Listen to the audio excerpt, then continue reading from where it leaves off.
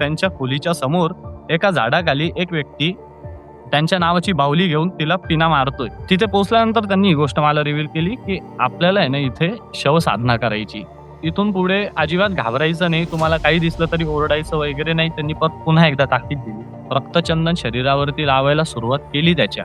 तर ते पूर्ण शरीर जे होतं त्याच्या तळपायाला ज्यावेळेस ते वरतून खालपर्यंत जेव्हा असं लावायला लेपन सुरुवात झालं, तर आकाशामध्ये एक वीज चमकली. थोड्या वेळाने ते शरीर आहे ना असं उठून झटके द्यायला लागलं.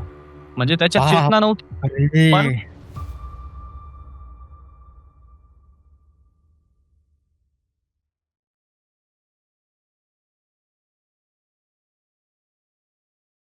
नमस्कार मंडळी, मी संकेत काशीराम सावंत आणि काजवामध्ये तुम्हा सर्वांचं खूप खूप स्वागत. तर आजचं थंबनेल पाहून तुम्हाला लक्षात आलं असेलच की ऑन पब्लिक डिमांड पुन्हा एकदा मनोज ठाकूर राजवाडे आपल्या कट्ट्यावर आलेले आहेत. कारण मागच्या व्हिडिओला जो प्रतिसाद तुम्ही दिलात त्यानंतर मला तुम्हाला असं फार वेळ वाट पाहायला लावायचं नव्हतं. सो पुन्हा एकदा आपण मनोजला आपल्या आजच्या कट्ट्यावर बोलवलेलं आहे आणि मागे जसे आपण त्याच्याकडनं असे गूढ किस्से ऐकलेले होते तसेच किस्से आज आज देखील आपण त्याच्याकडून काढून घेणार आहोत. तर फार वेळ न दवडता आजच्या आपल्या कट्ट्याला सुरुवात करूयात.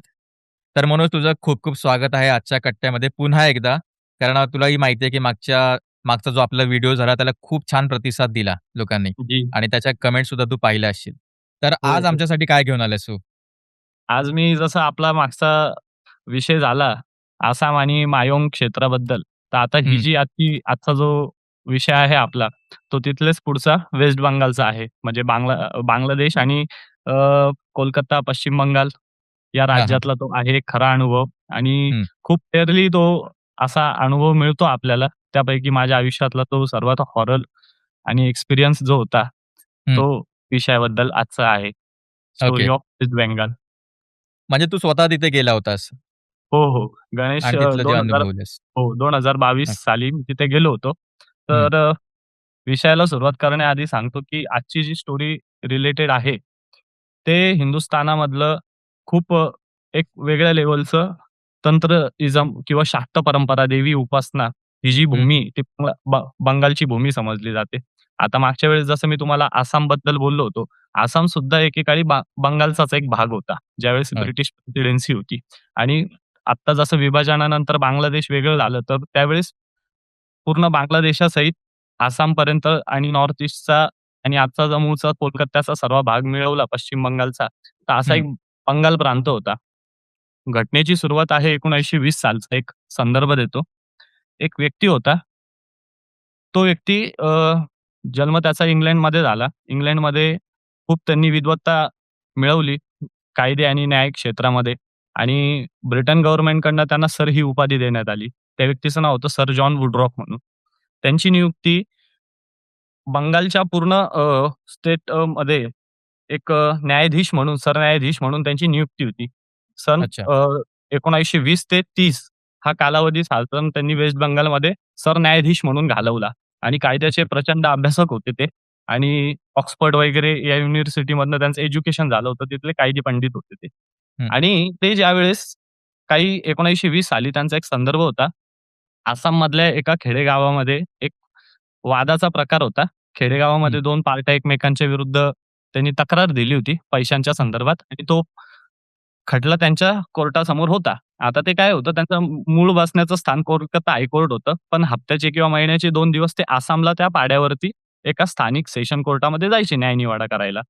हं, तर त्या दिवशी त्या पक्षाची सुनावणी होती, अंतिम सुनावणी आणि जी हं, काही केस उभी राहिली होती, त्याच्यामध्ये दिसत होतं की एका प्रतिवादीच्या विरुद्ध सर्व पुरावे तिथे होते. हं, पण ज्यावेळेस वॉर्डरॉप जे होते, सर जॉन वुडरॉप हे त्यांचं शेवटचा निकाल द्यायला लागले, तर त्यावेळेस त्यांना एक लक्षात आलं, की त्यांची जी बुद्धिमत्ता आहे, ती कुठेतरी भरकटते आणि त्यांचं डोकं अचानक असं चक्रावल्यासारखं त्यांना झालं. त्यांनी जवळ असलेले चोपदार बोलावले आणि त्यांनी सांगितलं, की मला सारखं बाहेरून काहीतरी असं विचित्र कोर्ट रूमच्या बाहेर हं, विचित्र हं, संमोहनासारखा एक फोर्स मला खेचते. हं, चोपदारांनी जाऊन बघितलं, तर त्यांनी बघितलं, की त्यांच्या रूमच्या बाहेर त्यांच्या खोलीच्या समोर एका झाडाखाली एक व्यक्ती त्यांच्या नावाची बाहुली घेऊन तिला पिना मारतोय आणि त्याला भालदार चोपदारांनी पकडलं आणि हां. कोर्टामध्ये घेऊन आले त्यांच्याकडे आणि त्यांनी विचारलं, की काय प्रकार होता? तर त्यांनी सांगितलं, की जो प्रतिवादी होता, ज्याच्या विरुद्ध आजचा निकाल लागणार होता, हं, त्याच्यातर्फे एक मांत्रिक तिथे तुमच्या नावाचं वशीकरण करून त्यांनी तिथे बसवला. हं, नारळाची शेंडी जी असते, त्या शेंडीची त्यांनी वॉर्डरोबचे जे वैयक्तिक वस्तू असतात, हं. त्याच्यावर वशीकरण करून एक बाहुली बनवली आणि तिला तो ज्यावेळेस स्टेटमेंट देणार होता, त्यावेळेस तिथे तो वशीकरणाचा एक खेळ तिथे चालू झाला आणि वॉर्डरोब जे होते, ते ह्या हां, घटनेने खूप प्रभावित झाले. प्रभावित हां. झाल्यानंतर त्यांना त्यांच्या आयुष्याचं दुसरं जे आवडतं फील्ड होतं, कायद्याव्यतिरिक्त त्यांनी कशात योगदान केलेलं आहे, तर हिंदू धर्मामध्ये किंवा शाक्त परंपरेमध्ये खूप मोठे 6 ग्रंथ त्यांनी महाग्रंथ लिहिलेले. कोणते? अच्छा. तंत्रासार नावाचा एक खूप प्राचीन ग्रंथ आहे. मूळ संस्कृतमध्ये येतो. त्याचं हां. ट्रान्सलेशन हिंदीमध्ये इंग्लिशमध्ये सर्वात प्रथम कोणी केलं असेल, तर सर जॉन वुडरॉफनी केलं. त्याच्यानंतर ओके. त्यांनी अनेक पुस्तकं लिहिले. शाक्त अँड तंत्रा, शक्ती आणि कापालिक असे अनेक ग्रंथ त्यांनी लिहिले. हं, त्यांचं योगदान या क्षेत्रामध्ये खूप होतं आणि ती घटना झाल्यानंतर त्या घटनेने त्यांना या क्षेत्राकडे इतकं प्रभावित केलं संकेतजी, की त्यांनी आयुष्याचा खूप काळ आसाम, बांगलादेश, वेस्ट बंगाल या सर्व बारीक-बारीक पाड्यांमध्ये जाऊन तिथल्या अनेक तांत्रिक लोकांशी मिळून हं, अनेक अभ्यास केला त्याच्यावर आणि जाताना आयुष्यामध्ये एक 7 ग्रंथ त्यांनी लिहिले. ऑक्सफर्डमध्ये आजही त्यांचे लिहिलेले जे प्रबंध आहे, सर जॉन हं, वुडरॉफचे आणि ग्रंथ आजही अवेलेबल आहे या क्षेत्रावरती. तर ते वाचण्यासारखे ग्रंथ आहे. ते आजही मार्गदर्शक पी लोकांना जे असतं तंत्रामध्ये जे पी करतात त्यांच्यासाठी हं, हं, ग्रंथसूची असते, त्याच्यामध्ये त्यांची श्रेणी येते. दुसरी गोष्ट अशी की त्या काळामध्ये काही संस्थानिक राजे पण असे होते. नेपाळचा एक राजा होता. त्याच्यानंतर दरभंगा नावाचं एक स्टेट होतं. त्या हं, दरभंगाचे नरेश होते रामेश्वर सिंग म्हणून. ते राजा असून सुद्धा त्या काळात एक खूप प्रचंड अशी शक्तिशाली तांत्रिक होते. त्यांनी अच्छा. सुद्धा सर जॉन वुडरॉफ यांना अनेक विषयांमध्ये मार्गदर्शन केलं. त्यांच्या दोघांच्या याच्यातनं त्यांनी अनेक 2-3 ग्रंथ सुद्धा या दोघांच्या कोलॅबोरेशनने लिहिले गेलेले. तर हं, त्यांनी ज्या भूमीमध्ये काम केलं, त्यांचा जो भूमिभाग गेला, तो हा पश्चिम बंगालचा. इथे अनेक प्रकारच्या विद्या केल्या जातात. आजचा अनुभव आहे, तो त्याच्या संदर्भातला आहे. ओके. घटना आहे सन 2022 सालची. हं. गणपतीचा बसून 5वा एक 6वा दिवस झाला होता. जे तुम्हाला मागे बोललो विजय म्हणून, हां, हां. ते विजयदादा. लालबागच्या राज हो. ते लालबागच्या राजाला गेलेले होते 7-8 हं, मित्र आणि त्यांनी मला सांगितलं होतं, पण मी गर्दीच्या ठिकाणी जात नाही. हं, हं, तर पद्धत अशी झाली, की त्याचा मला फोन आला, की ज्यावेळेस आम्ही मुंबईवरनं निघणार, तू नाशिक रोड रेल्वे स्टेशनला येऊन थांब. आम्हाला हं, ते बोलले, आपल्याला 4 दिवसात इथे पोहोचायचंय पश्चिम बंगालला, कोलकात्याला. म्हटलं हं, ठीक आहे. आणि ते निघाले तिथून. त्यांनी सोबत एक व्यक्ती घेतला आणि नाशिक रोड रेल्वे स्टेशनवरनं मी निघालो त्यांच्यासोबत. ती हं, हं. मुंबईवरनंच पुढे नाशिकला आली होती आणि तशीच पुढे ती हावडा एक्सप्रेस होती. म्हणजे तिथून आम्ही त्यांनी दर्शन घेतलं आधी लालबागला हां, हां. आणि म्हणजे ते सुरुवातीला मी त्यांच्यासोबतच जाणार होतो. पण मग हो, काय झालं, त्यांना नकार दिला. पण मग येताना त्यांनी मला फोन केला, की आपल्याला पुढे एक असा-असा विषय आहे म्हणून. पण बरोबर. अ, आपण पुढे कमी लोकं जाणार आहोत 2-3 आपल्याला. मग आम्ही वेस्ट बंगालला गेलो हावडा एक्सप्रेसने. बरोबर. साधारण येस. दीड एक दिवसानंतर आम्ही तिथे पोहोचलो. हं, तिथे पोहोचल्यानंतर त्यांनी एक गोष्ट सांगितली, की अ, तिथे पोहोचल्यानंतर त्यांनी ही गोष्ट मला रिव्हील केली, की आपल्याला आहे ना इथे शवसाधना करायची आणि ती गोष्ट बघण्याचा एक मला योग तिथे आला. आता थोडक्यात काय, अच्छा. की शवसाधना म्हणजे काय असते, की तंत्रामध्ये अतिउच्च दर्जाची एक क्रिया असते. ज्यावेळेस एका प्रेतावरती बसून हं, स्मशानामध्ये विधी केला जातो आणि हं, त्याच्यातनं एक सिद्धी मिळवण्यासाठी ती एक क्रिया केली जाते आणि मला गोष्ट बघायची होती. तर त्यामुळे त्यांनी न सांगता मला तिथे नेलं होतं. कारण की ही रोज-रोज होणारी घटना नसते. आता हीच मी हं, आयुष्यामध्ये लाईफटाईम पहिल्यांदा एक्सपिरियन्स केली. तर ती घटना आजचा विषय आपला. हं, हं, तर करणार कोण होतं ते तुम्हाला सांगतो. जसं मी मागे तुम्हाला सांगितलं आसामला ते गेले होते, तर त्यांचे तिथे गुरु महाराज आहे. तर तिथे हं, त्यांना एक व्यक्ती तिथे त्या मेळ्यामध्ये आणखी एक आहे. त्या हं. व्यक्तीचं आजचं वय 90 वर्ष आहे. बरोबर. हं. त्यांचं नाव सांगणार नाही मी. पण तो व्यक्ती आजही एक 30-40 वर्षाच्या व्यक्तीसारखा दिसतो. वय त्यांचं अच्छा. 90 वर्ष आहे. 1965 साली त्यांनी दीक्षा घेतली होती. ते कापालिक संप्रदायाचे. कापालिक याचा अर्थ असा असतो, तुम्ही बघितलं असेल काही साधू असे असतात, की ज्यांनी स्कल धारण केलेलं असतं. हं, स्केलेटन खोपडीचं. हं, हं. तर शरीराच्या ह्या भागाला संस्कृतमध्ये कपाल बोलतात. आणि हं. याच खोपडीशी रिलेटेड असलेला जो संप्रदाय शैव धर्मामधला, जे शंकराची उपासना करतात, तर त्याच्यामध्ये कापालिक म्हणून एक संप्रदाय, हे हं. कापालिक संप्रदायाचे अनुयायी होते.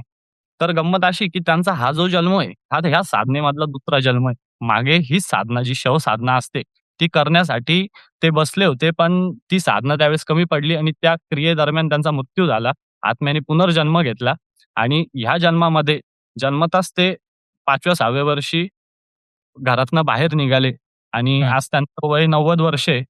आयु त्यांची वाटते शरीराची काय 30-35 वर्षाच्या युवकासारखी त्यांची कुठे सुरकुत्या अंगाला नाहीये. हं. तर आता या जन्मामध्ये त्यांनी ती क्रिया केली आणि ती कदाचित झालेलीही त्यांची.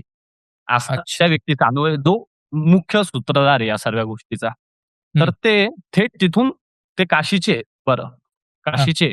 काशीमध्ये त्यांचा स्वतःचा एक मठ आहे कापालिक संप्रदायाचा. बाबा केनाराम गुरुजी म्हणून जे होते, त्या हं. कापालिक संप्रदायाचे ज्यांनी पुनरुज्जीवन केलं. काही वर्षांनी हा संप्रदाय संपून जाणार आहे. हं. यांचं खाणं-पिणं जे कापालिक लोकांचं असतं, हे सर्व त्यांच्या गुरूच्या स्केलमध्ये असतं. म्हणजे कसं असतं, त्यांचा एक मठ आहे. हं.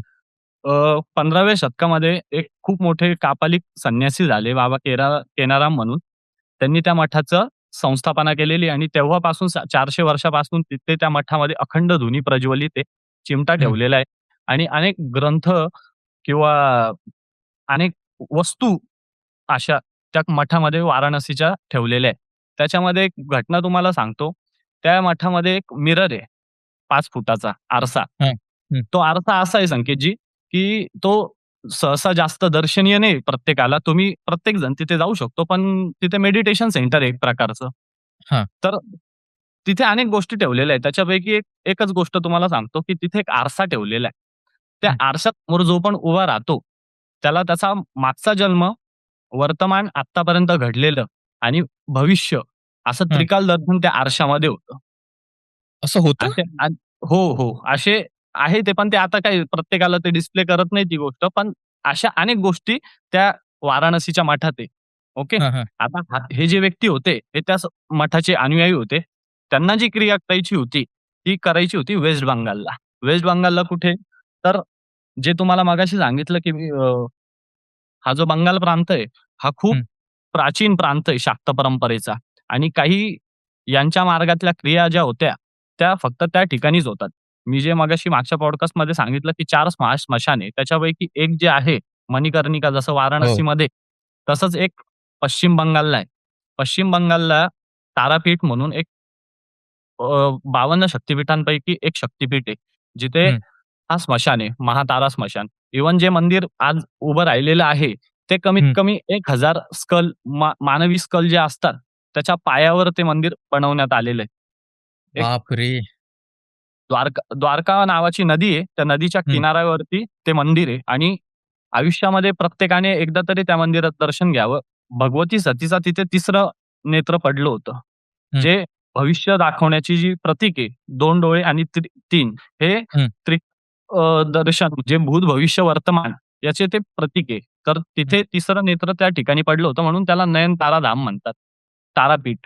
तर हे खूप मोठं ओके. तंत्रपीठ आहे. द्वारका नदी जी वाहते, त्या नदीचा पण विषय असा आहे, ते खास करून याच्यासाठी त्या नदीची ओळख आहे, की ते दक्षिणेतनं उत्तरेकडे वाहते. अशा हं. सहसा पूर्ण हिंदुस्थानामध्ये 2च नद्या आहे.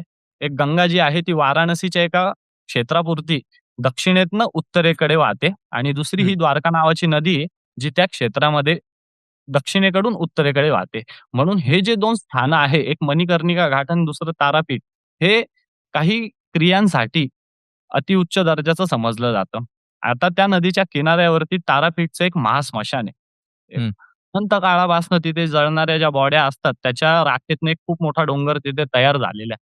आणि तारापीठ जे स्मशान आहे, हा खूप मोठा डेरा आहे. अघोरी, हं. पालिक, तांत्रिक या लोकांचा. हां. ती जागा त्यांची युनिव्हर्सिटी, बरोबर? त्या ठिकाणी आजही असं समजलं जातं, की दिवसाच्या सकाळी एक लक्षात ठेवा, त्या तारापीठ जे देवीचं गर्भगृह आहे, हं. ते तेव्हाच उघडलं जातं जेव्हा त्या स्मशानामध्ये सकाळची पहिली चिता जळेल. तिथली पहिली चिता जळल्यानंतर देवीची काकड आरती केली जाते. तिथली हं. जी राख असते, ती उटण्यामध्ये घालून देवीला स्नान केलं जातं. सकाळचं हं. जे महाअभिषेकम असतो आणि असं ते मंदिर आहे. हं. त्याच्या समोरचे जे स्मशान आहे तिथे देवीचे जे मानसपुत्र होते, बामाखेपा यांची समाधी आणि हं, त्या समाधीच्या बाजूला एक पंचमुंडी आसनची स्थापना केलेली आहे. आता पंचमुंडी आसन म्हणजे काय, की 5 वेगवेगळे पशु, मानवी पशु धरून असे 5 वेगवेगळे पशु. हं, मनुष्य असतो, घुबड असतं, मुंगूस असतो, साप असतो आणि कुत्रा असतो. या हं. 5 जणांचं जे स्कल असतं, काही ठिकाणी याच्यामध्ये वेगवेगळी हे असतं. काही ठिकाणी सिंहाचं पण मस्तक यूज केलं जातं, रानबिल्लीचं यूज केलं जातं. त्याच्यानंतर अ, आपला जो लांडगा असतो, हां. लांडग्याचं एक स्कल, असं हे 5 वेगवेगळ्या प्रकारचे स्कल एकत्र करून त्यांना 5 वेगवेगळ्या दिशेमध्ये बाइंड केलं जातं. त्याच्या हं, भोवती गौरी आपलं शेणानी सारवून एक प्लिंथ ओटा तयार केला जातो आणि ते एक सिद्ध आसन तयार असतं. म्हणजे चौरंगासारखा एक ओटा तयार केलेला असतो. त्याच्या खाली ते 5 वेगवेगळे स्कल गाडलेले असतात आणि हं, त्याच्यावरती साधना केली जाते. एक लक्षात ठेवा, ते असं फार कमी ठिकाणी असे ते आसन आहे. फार दुर्मिळ आसन आहे आणि हं. पश्चिम बंगालची अनेक मंदिरांचा जो पाया असतो, हे या पंचमुंडीच्या ह्याच्यावरती त्या काही मंदिरं उभे राहिलेले आहेत.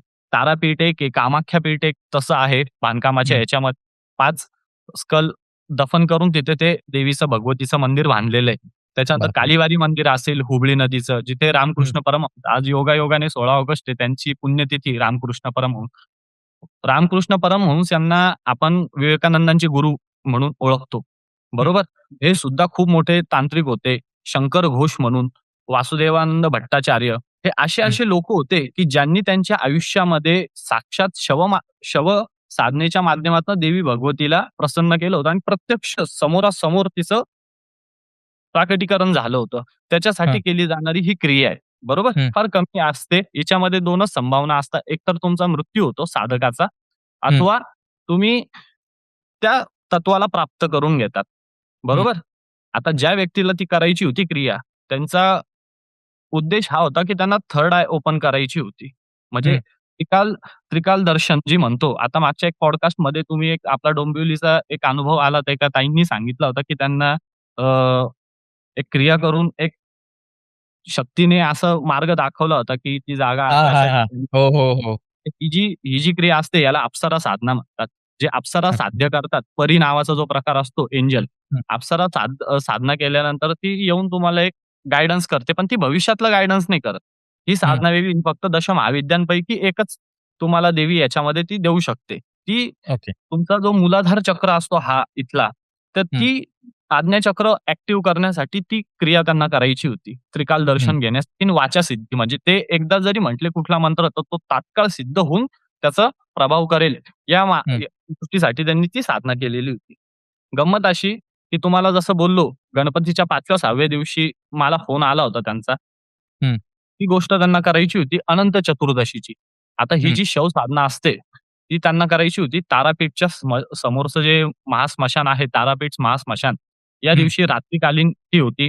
सहसा ही अमावास्येला केली जाते किंवा चतुर्दशीला शुक्ल पक्ष किंवा कृष्ण पक्षामध्ये, सहसा कृष्ण पक्षामध्ये केली जाते. शुक्ल हं, पक्षामध्ये जर तुम्हाला करायची असेल, तर वार मंगळवार आणि तिथी चतुर्दशी असेल, तरच ती गोष्ट केली जाऊ शकते. नाहीतर अमावास्येला करतात सहसा ती गोष्ट.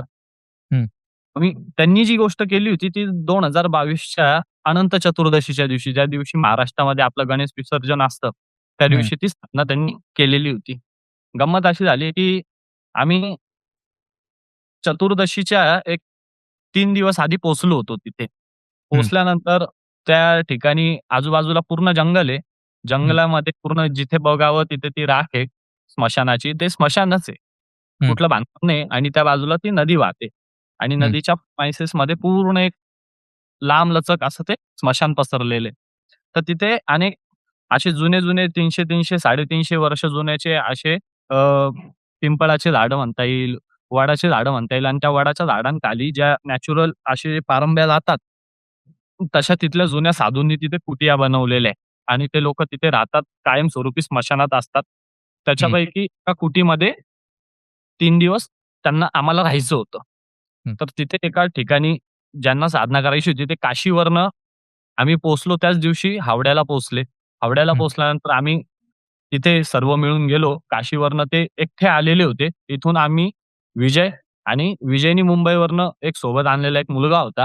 असे आम्ही 3 जण आणि अधिकचा जे ते मुख्य साधक, हां, ज्यांचा हां. म्हणजे जे शवसाधना करणारे ते काशीवरनं ते निघाले. निघाल्यानंतर आम्ही हावड्याला भेटलो. हावड्याला भेटल्यानंतर भूम नावाचा जिल्हा आहे. तिथे आम्ही पोहोचलो. तिथे तारापीठ आहे. वीरभूम जिल्ह्यामध्ये पोहोचल्यानंतर तारापीठला गेलो. तिथे दर्शन घेतलं. दर्शन घेतल्यानंतर त्यांनी आम्हाला त्या कुटियामध्ये नेलं होतं. ती कुटिया ऑलरेडी यांच्याच एका माणसाची होती म्हणून तिथे सर्व व्यवस्था होती. आम्ही हं, 2 दिवस त्यांच्या सोबतच राहिलो. आता तिथे एक अखंड धुना पेटलेला असतो. या लोकांच्या सोबत कायम 3 ते 4 कुत्रे असतात हं, स्मशानामध्ये. पाळलेले कुत्रे असतात. हे ज्यावेळेस स्मशानामध्ये जातात, त्याच्या आधी हे सर्व कुत्रे तिथून निघतात, यांच्यासोबतच जातात. या हं, कुत्र्यांबद्दल एक घटना तुम्हाला सांगतो आता ती पुढच्या आपल्या याच्यात येईलच. हं, मुहूर्त होता चतुर्दशीचा. दिवसभर आम्ही काही खाल्लेलं नव्हतं कारण की ती 2-3 दिवस ती औरा जी होती, तिथलं अन्न हं, आपल्याला जास्त जाणार नाही. नावाला आम्ही खायचो. हं, ज्या दिवशी होती त्या दिवशी पूर्ण दिवसभर उपवास पकडायचा होता. आम्हाला काहीच खायचं नव्हतं असं त्यांचे निर्देश होते. उद्या रात्री ती पूजा होणार आहे. तर आज रात्री जी होणार आहे, तर त्यांनी आम्हाला सकाळपासून ती एक दिशानिर्देश द्यायला सांगितलं, की तुम्हाला करायचं काय आहे आणि काय नाही. तर हं, त्यांनी आम्हाला सांगितलं, की तिथे गेल्यानंतर तुम्हाला अनेक प्रकारचे भास होतील किंवा आवाज येतील किंवा साक्षात तुम्हाला काही गोष्टी दिसू शकतील. तर त्यावेळेस मात्र काही गोष्टींचा तुम्हाला काटेकोरपणे पालन करायचंय. जागेवरनं उठायचं नाही. हं, बरोबर? तर काही गोष्टी आम्हाला सांगितलेल्या होत्या. त्याप्रमाणे सांगितलं आणि काय होणार आहे पुढे, त्या सुद्धा गोष्टीचं त्यांनी आम्हाला एक आकलन दिलं. बरोबर? हं, आता सर्व गोष्ट केली आम्ही. सायंकाळी आम्ही थोडं जेवायला हे केलं. आता जेवताना पण एक लक्षात ठेवा, ते सर्वात पहिले त्या व्यक्तीने खाल्लं. त्या हं, व्यक्तीने खाल्ल्यानंतर त्यांनी एक जेवणाचे 3 ते 4 घास त्यांच्या ताटात पुरवून ठेवलेले होते. हं, आम्हाला त्याच ताटामध्ये खायचं होतं. बरोबर? ते खाण्याचं कारण असं, की त्याला आम्हाला उच्छिष्ट सेवन करूनच तिथून निघायचं होतं. म्हणजे एक नाममात्र त्यांनी त्यांचं राहिलेलं अन्न त्या ताटात ठेवलेलं होतं. त्याच्यामध्ये आम्ही आमचं वाढलं. आम्ही ते जेवण केलं सर्वांनी एकाच ताटामध्ये 3-4 जणांनी एकाच ताटामध्ये जेवण केलं. आधी ते जेवले. त्यांचं हं, जेवल्यानंतर आम्ही जेवलो. ते ज्या पाण्यात हात धुतलेले आहे, त्याच पाण्यामध्ये आम्ही हात धुतले. हात धुतल्यानंतर आता आम्ही रेडी होतो जाण्यासाठी. त्यांनी हं, सर्व सामग्री 1 दिवस आधीच त्या ठिकाणी, ज्या ठिकाणी ती गोष्ट होणार आहे रात्री, त्या ठिकाणी 2 जण जाऊन त्यांच्या कुटियावरचे 2 जण जाऊन तिथे पूर्ण गोष्टीची त्यांनी व्यवस्था केलेली होती. आता ती मांडामांड व्यवस्था केली काय होती. आहे हो. हं, ती व्यवस्था पण काय ते पण मी पुढे तुम्हाला सांगतो. मग त्यांनी काय केलं, निघायच्या आधी अ, एक चिलीम बनवली पिण्यासाठी. तर हं, त्यांनी ती पिली. पिल्यानंतर त्याच्यामध्ये आम्ही पिणारे नव्हतो. त्यांनी पिली ती. पिल्यानंतर त्याची जी राख आहे, ती प्रत्येक आमच्या कपाळावर त्यांनी लावली त्यांच्या हाताने. आणि एक काही गोष्टी आम्हाला एक छोटासा असा कपडा होता, लाल कलरचा. त्याची अशी एक छोटीशी मोळी गोल गुठली बांधून प्रत्येकाकडे स्वतंत्र एक 3 गुठल्या त्यांनी आम्हाला दिल्या. मला दिली, विजयला दिली. विजय त्यांच्या ऑलरेडी परिचित होता. हं, विजय पण त्यांचा एक असिस्टंट म्हणून या सर्व ह्याच्यामध्ये काम करणार होता. हं, आणि जो व्यक्ती विजयसोबत आला होता त्याला असं प्रत्येकाला दिलं. ते एक रक्षा कवच म्हणून त्यांनी आम्हाला ती गोष्ट दिलेली होती. आणि झालं 11 11:30 वाजले. मंदिर जे होतं त्यावेळेस पूर्ण रात्रभर चतुर्दशी असल्यामुळे मुख्य गर्भगृह उघडं राहणार होतं. आणि आम्ही निघालो स्मशानाच्या दिशेला, जिथे ती गोष्ट हं, करणार होतो. आता आम्ही जे 3 दिवस राहिलो ते स्मशानातच राहिलेलो होतो. पण जी गोष्ट करणार होतो ती नदीच्या किनारी करणार होतो. द्वारका नदीच्या किनारी. हं, तर तिथे गेल्यानंतर 11:30 ला आम्ही निघालो. साधारण 20 एक मिनिटात आम्ही पोहचत त्या टोकाला पोहोचलो. टोकाला पोहोचल्यानंतर बघितलं तिथे एक प्रेत आणून ठेवलेलं होतं तिथे. युवक होता तो. 30 ते ओके. 35 वर्षाचा तरुण युवक होता. बरोबर? तर या प्रक्रियेमध्ये सुद्धा शव जे असतं ते कुठलंही चालत नाही. एका हं, विशिष्ट समाजाच्या व्यक्तीचं ते प्रेत असेल तर ते महाशव होतं आणि ही साधना अनेक नेक्स्ट लेव्हल तिचा प्रभाव पडतो. बरोबर? हं, आता मी जी पण गोष्ट सांगेल ती महाशव म्हणून या गोष्टीला आपण बोलू. म्हणजे काही हं, रिस्ट्रिक्शन विषय यायला नको. तर ते महाशव तिथे ठेवलेलं होतं. त्याच्यानंतर 3 ते 4 वेगवेगळ्या प्रकारच्या मूर्त्या होत्या. त्याच्यापैकी एक मूर्ती होती वीर गणपती. 18 हात असलेला वेगवेगळे आयुध घेतलेला, शस्त्र घेतलेला गणपती होता स्टँडिंग असा हं, आणि 2-3 वेगवेगळ्या भैरव वगैरे अशा मूर्त्या होत्या. गंमत अशी झाली, की सर्वात पहिले तिथं गेल्यानंतर त्यांनी त्यांची जागा निर्धारित केली. पूर्वेकडे त्यांनी तोंड केलं. या बाजूला हं, नदी वाहते. शव असं ठेवलेलं होतं नदीकडे पाय करून. त्याचं मुख डोकं दक्षिण दिशेला होतं आणि पूर्व दिशेला हे बसलेले होते. हं, बसल्यानंतर सर्वात पहिले त्यांनी काय केलं, आमची जागा निर्धारित केली. आम्हाला तिथून 100 मीटर साधारण आम्ही लांब होतो, जिथे ती हं. घटना घडत होती. आम जिथे आम्ही बसलेलो होतो, आमच्या बाजूला एक अशी भिंत होती जुनी हं, आणि त्या भिंतीच्या बाजूला एक अशी छोटंसं एक झोपडी होती. तिथे आम्ही बसलेलो होतो एका कोपऱ्याला आणि हं. तिथे हे 3 जण होते. आता 3 जण कोणते? जे ही साधना करणार होते, तो व्यक्ती विजय आणि कुटियावरचा त्यांनी सोबत आणलेला त्यांचा एक असे 3 जण ती गोष्ट सहकारी करणार होते. कोणीतरी. हं, हां. आणि जे कापालिक गुरुजी आहे, ते मुख्य ही साधना करणार होते. त्यांच्या बाजूला मागे हे विजयंते होते. त्यांनी सर्व मांडामांड केली.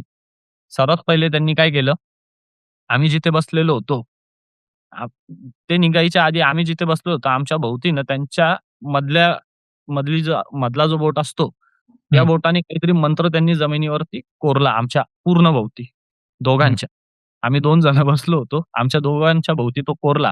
त्याच्यानंतर सोबत त्यांनी एक पांढरे तीळ आणलेले होते. पांढऱ्या तिळाचं एक रिंगण आमच्या भोवती बनवलं आणि आम्हाला सांगितलं, की एक वेळ आल्यानंतर तुम्हाला मागच्या भिंतीच्या बाजूकडे बघायचंय. बरोबर?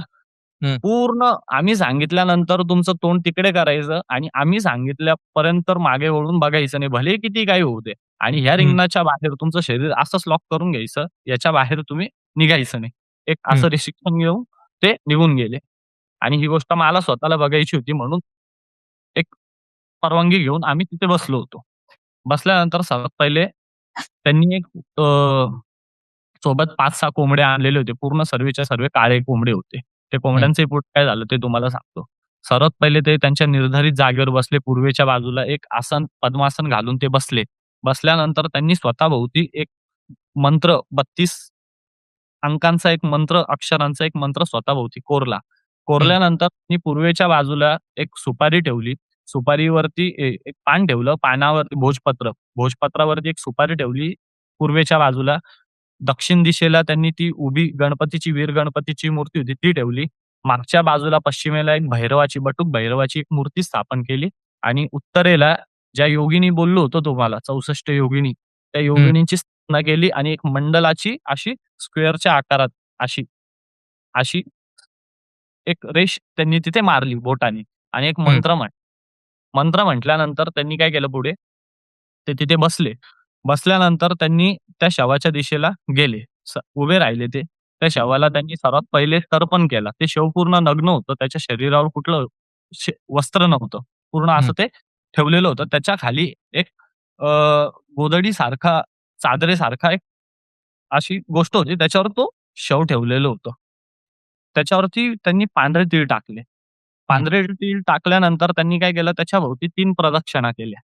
हं, प्रदक्षिणा केल्यानंतर त्यांनी विजय आणि त्यांना हे केलं, की याला निश्चित स्थानावर आणून ठेवा. आता ते जिथे बसलेले होते, जिथे ते त्यांनी मंडल स्थापन केलेलं होतं, त्याच्या एक्झॅक्ट समोरच्या बाजूला, त्यांच्या आसनाच्या समोरच्या बाजूला एका नदीकडे पाय करून दक्षिण दिशेकडे तोंड असं त्यांनी ते ठेवलं.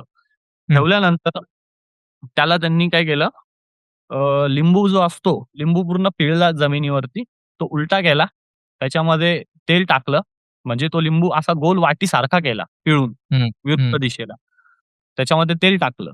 तेल टाकल्यानंतर एक कापसाची वाट टाकली. एक कापूर आणि लवंग असा टाकून एक दिवा बनवला आणि तो त्या प्रेताच्या इथे जिभेवर ठेवला.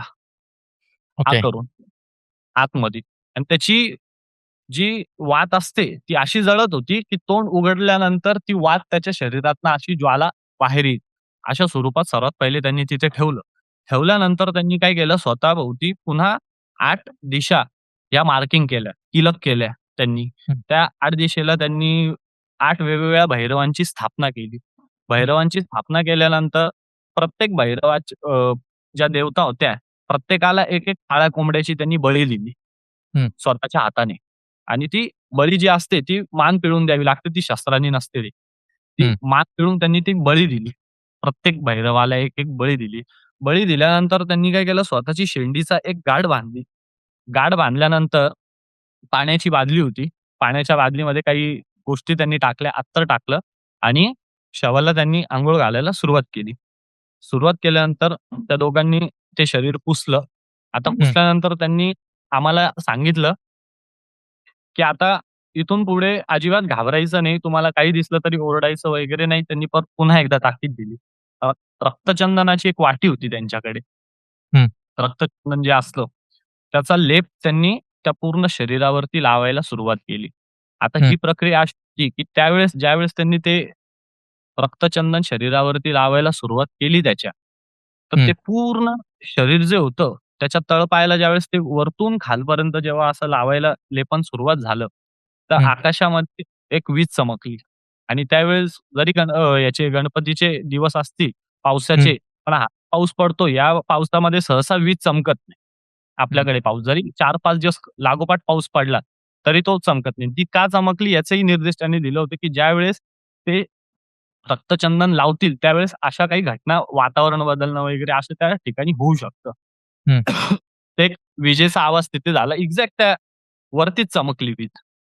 हं. वीज चमकल्यानंतर थोड्या वेळाने ते शरीर आहे ना, असं उठून अ, झटके द्यायला लागलं. म्हणजे त्याच्यात चेतना नव्हती. पण बापरे! पण झटके कोणते कसे, की माणूस गेल्यानंतर त्याला ते एक कुठलं तरी यंत्र लावून ते विजेचे हो, हो. शॉक देतात बघा. त्यावेळेस ती बॉडी जशी ती लॅव्हिटेट होते, तसं हं. ते शरीरापासून इथून असं वरती लॅव्हिटेट व्हायला लागलं. लॅव्हिटेट झाल्यानंतर त्यांनी असा हात केल्यानंतर एका बाजूने त्याला एक शेव जी असते, हं. डाळीच्या पिठाची शेव, ती शेव घेऊन त्याच्या तोंडात टाकली आणि हं. काही मंत्र म्हणत त्या शरीराला त्यांनी शांत केलं. ते पण शरीराला तेव्हा शांत केलं. तोंडामध्ये एक दिवा पण होता ना ऑलरेडी? हो, हो. दिवा दिवा तो अखंड चालू होता. तो दिवा चालू असताना त्याच्या ज्यावेळेस ते स्नान झालं, स्नान हं. झाल्यानंतर त्यांनी पुसलं त्याला. पुसल्यानंतर तो दिवा काढून घेतला त्याच्या तोंडातनं, बरोबर? हं. त्याचं तोंड बंद केलं आणि नंतर रक्तचंदनाचा लेपन त्याच्यावर लावला. हं. ज्यावेळेस रक्तचंदनाचा लेपन झाला, ही क्रिया झाल्यानंतर वरती एक वीज चमकली. वीज चमकल्यानंतर ते शरीर असं ते हं. लॅव्हिटेट व्हायला लागलं. 3-4 हं. झटके त्यांनी मारले आणि मारल्यानंतर लगेच दुसऱ्याने एक घाई-गडबडीमध्ये त्यांच्या हातात ती शेव दिली. शेव त्याच्या त्यांनी तोंडात कोंबली आणि त्याच्या छातीवर एक विशिष्ट अशी मुद्रा करून आहे ना, एक मंत्र म्हणून त्या शरीराला त्यांनी पुन्हा शांत केलं. हं. शांत केल्यानंतर काय केलं त्यांनी, शिखाबंधन केलं. म्हणजे जशी त्यांनी त्यांच्या शेंडीला गाठ बांधली होती, तसं त्या हं. शरीराच्या केसाची गाठ बांधली. बोटं जे असतात पायाचे, याला हं. जानव्यासारख्या कपड्याने दोन्ही हे हो. त्याचे अ, हात हाताच्या काही बोटं त्यांनी दोऱ्याने बांधले आणि ते शरीर उलटं केलं.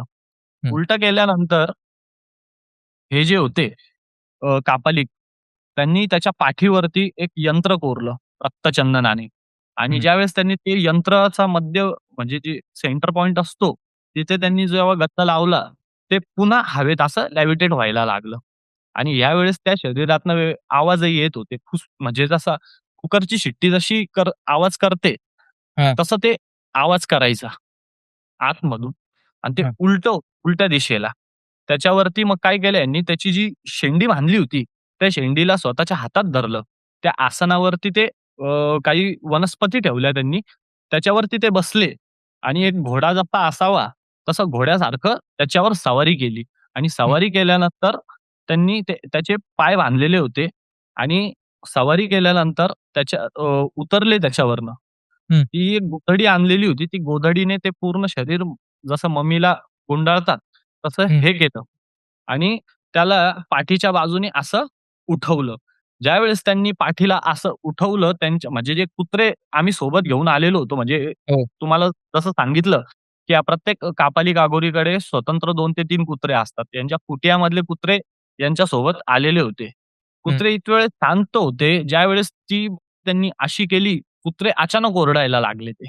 हं. ओरडायला लागल्यानंतर वेगवेगळे आवाज आम्हाला प्रिमाइसेसमध्ये यायला लागले. आता आवाज कोणते यायचे?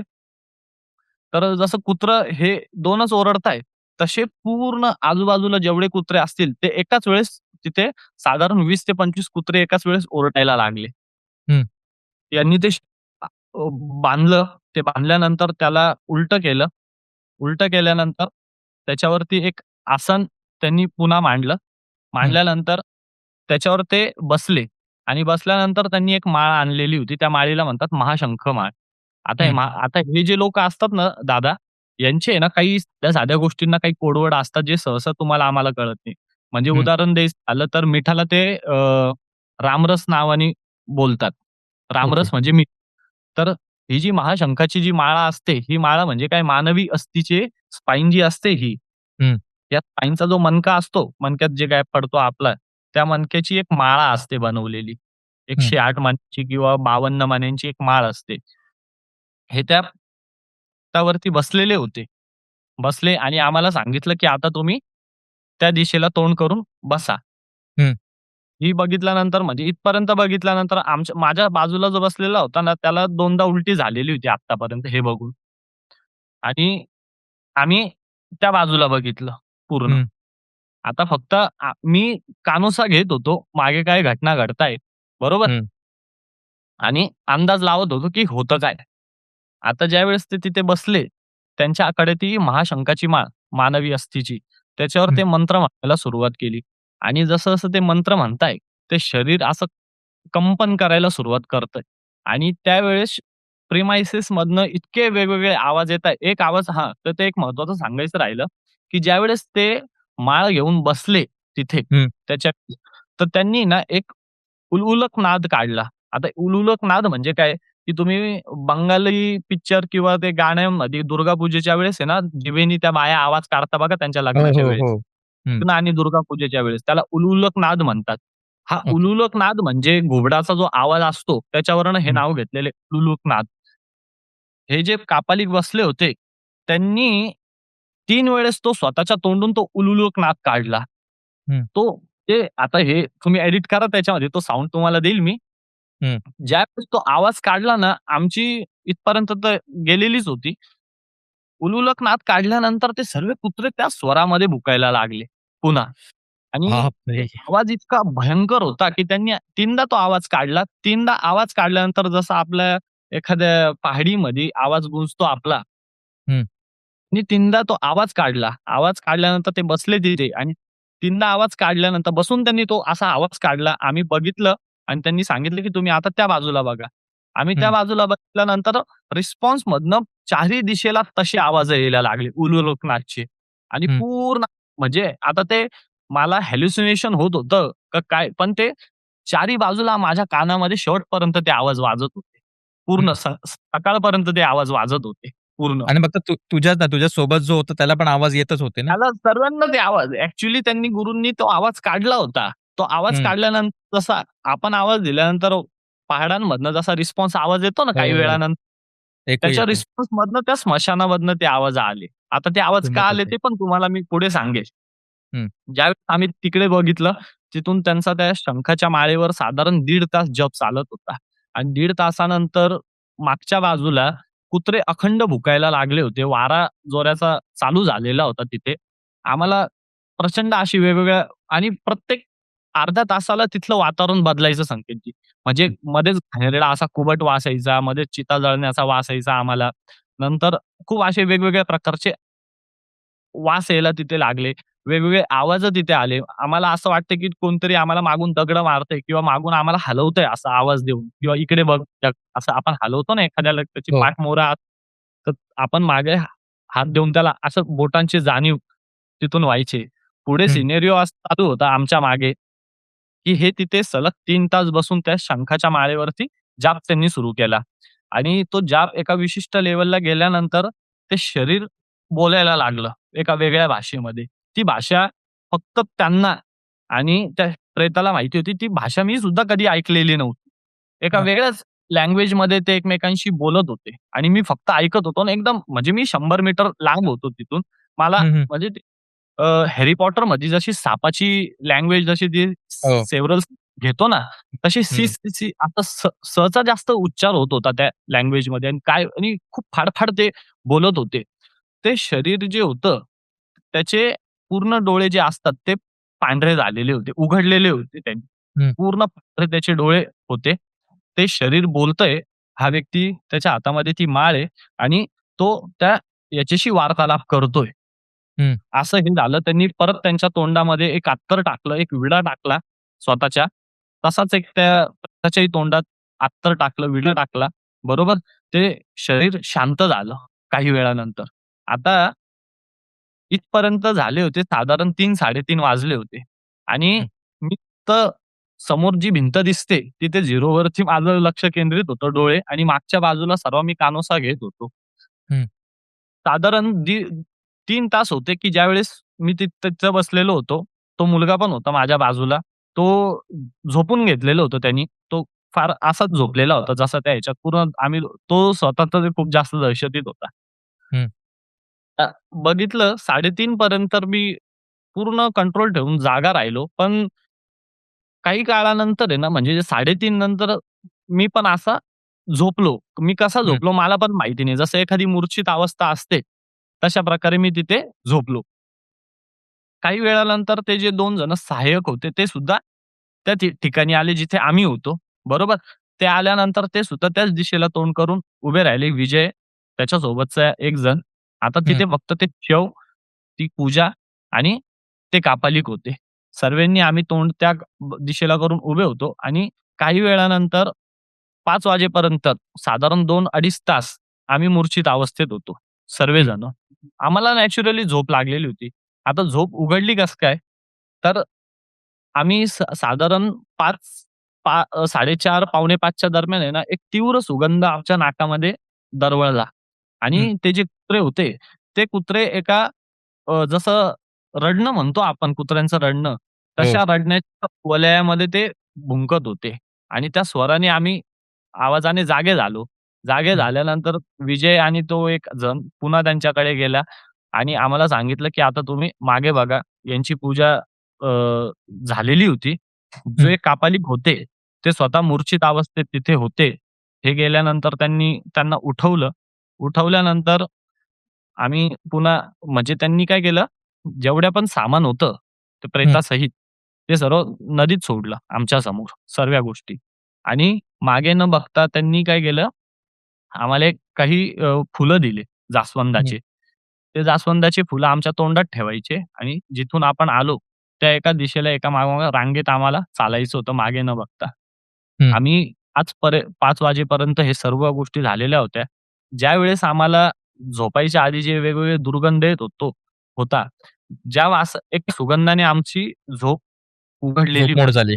हं, उघड झालेली होती. तो सुगंध पूर्ण परिसरात दरवळत होता. एक अचानक वातावरण शांत झालेलं होतं. जो हं, व्यक्ती ही गोष्ट करत होता, तो पूर्णपणे शांत होते. ते पुढचे 20 दिवस काही बोललेले नव्हते कोणाशीच. हं, मौन होते ते.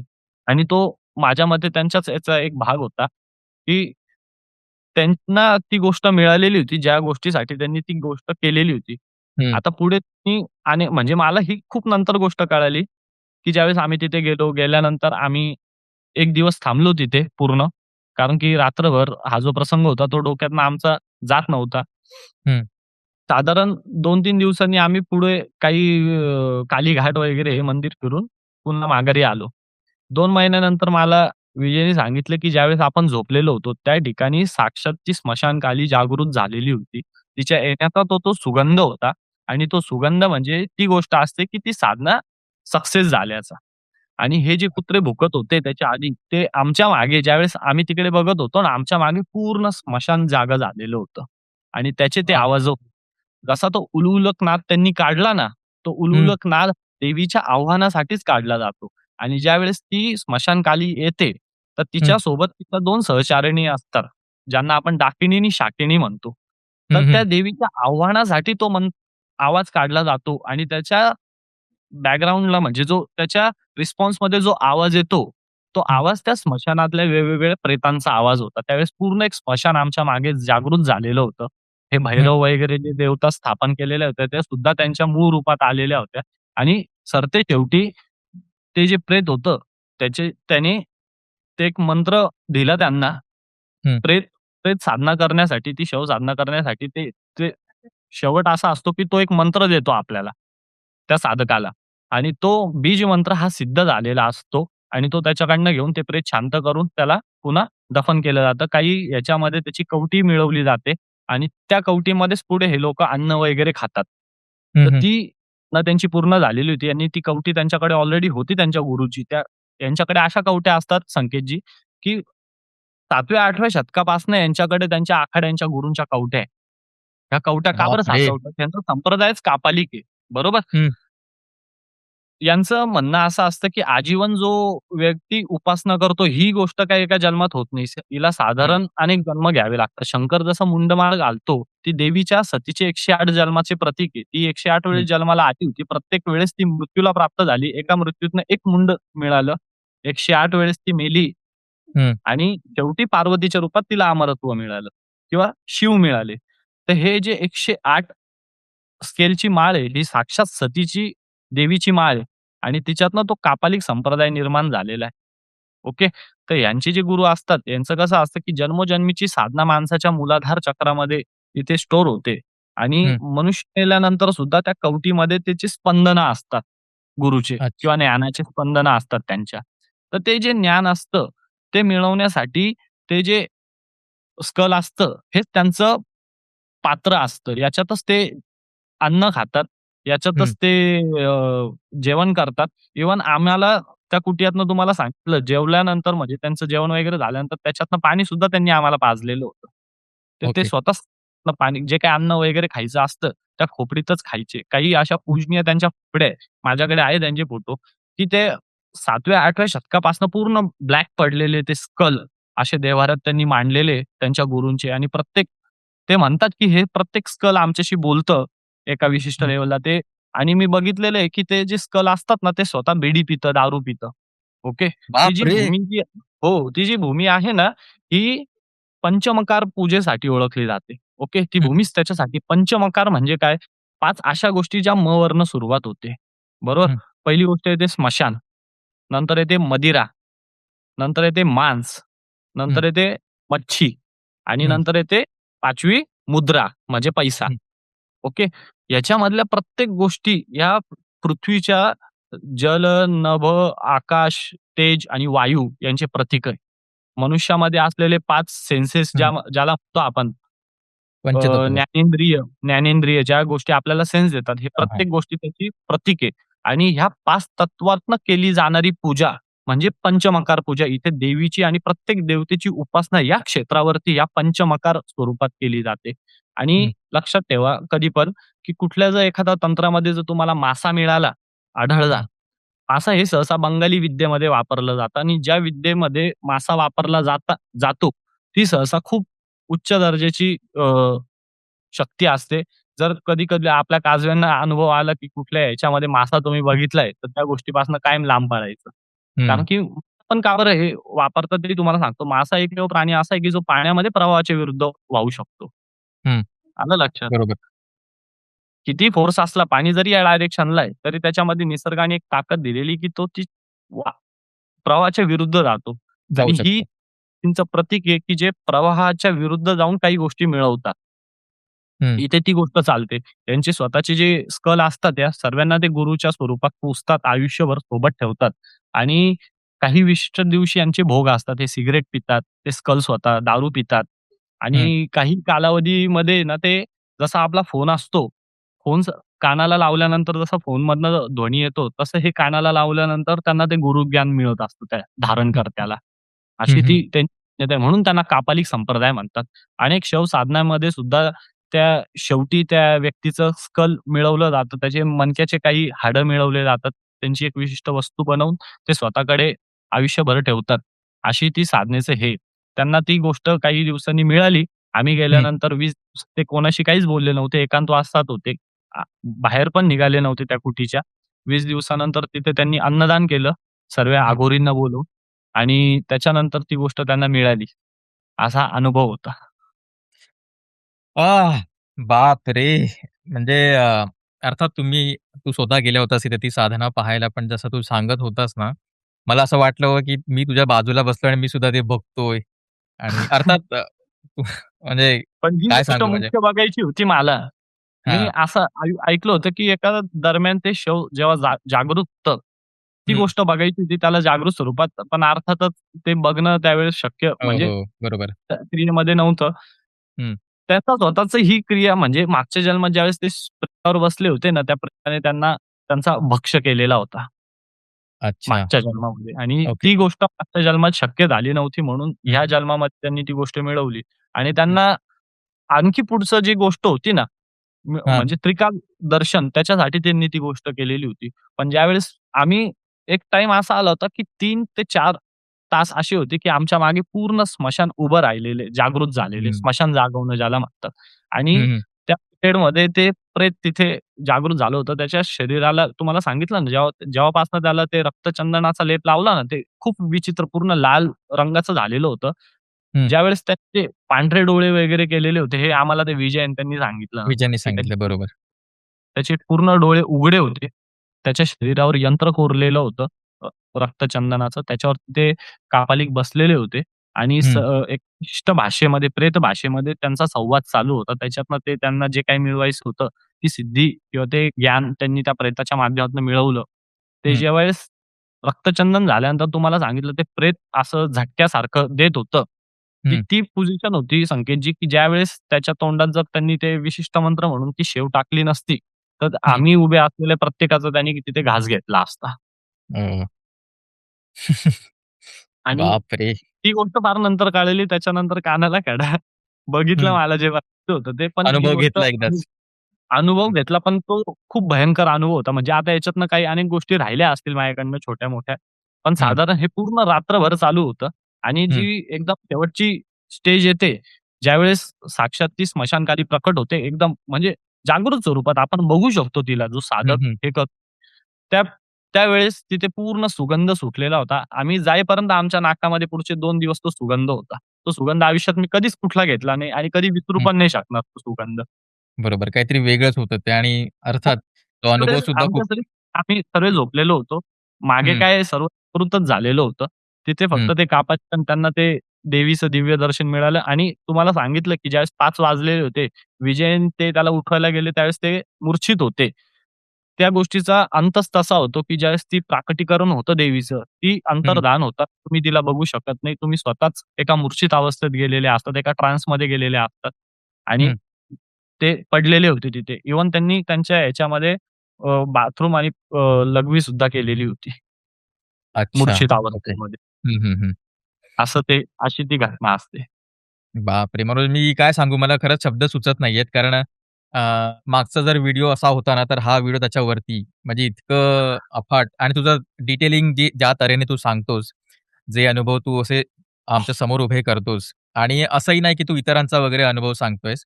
तू स्वतःचा अनुभव सांगितलास आणि त्यातही तुझा अभ्यास दिसून येतो अरे. कारण तुझं धन्यवाद. इतिहासात इतकं वाचन आहे. इतिहासाचे संदर्भ देत त्या प्रत्येकाचं नाव, त्या प्रत्येकाचं इसवी सन कधी, कोणत्या साली झाल्या, त्या सगळ्या घटना तुझ्या लक्षात असतात. पण हा अनुभव ज्या तऱ्हेने तू सांगितलास ना, त्या त्या झोनमध्ये घेऊन गेला होतास. सो मी खरंच तुझे पुन्हा एकदा आभार मानतो आणि पुन्हा एकदा तू कट्ट्यावर आलास, तुझा हा अनुभव शेअर केलास, त्यासाठी खूप खूप धन्यवाद. आणि धन्यवाद संकेत. Yes, yes. आणि मित्रहो तुम्हाला आजचा हा व्हिडिओ कसा वाटला नक्की कळवा. कारण मागच्याही व्हिडिओला तुम्ही तुफान रिस्पॉन्स दिला होता. या व्हिडिओला देखील तसाच रिस्पॉन्स मिळेल अशी मी आशा करतो. आणि जरूर सांगा तुम्हाला या मनोजबद्दल काय वाटतं आणि मनोजकडून अजून असे किस्से ऐकायला आवडतील का? तर ते सुद्धा नक्की सांगा. भेटूया लवकरच. तोपर्यंत काजव्यासारखे नेहमी चमकत राहा. शुभरात्री. तर हा व्हिडिओ कसा वाटला हे कमेंट बॉक्समध्ये नक्की सांगा. आणि हो, आपल्याकडे दर शनिवारी रात्री 11 वाजता भूतांचे किस्से नावाचं लाईव्ह हॉरर सेशन असतं, ज्यामध्ये प्रेक्षकांनी स्वतः अनुभवलेल्या खऱ्या-खुऱ्या भूतांच्या घटना ते स्वतः सांगतात. तेव्हा तुमच्याकडे देखील असे भूतांचे किस्से असतील तर भेटूया येत्या शनिवारी रात्री 11 वाजता फक्त काजवा यूट्यूब चॅनलवर. आणि असेच अंगावर शहारे आणणारे अनुभव ऐकायचे असतील तर आपल्या चॅनलला सबस्क्राईब करायला विसरू नका. भेटूया लवकरच. तोपर्यंत काजव्यासारखे नेहमी चमकत रहा. धन्यवाद.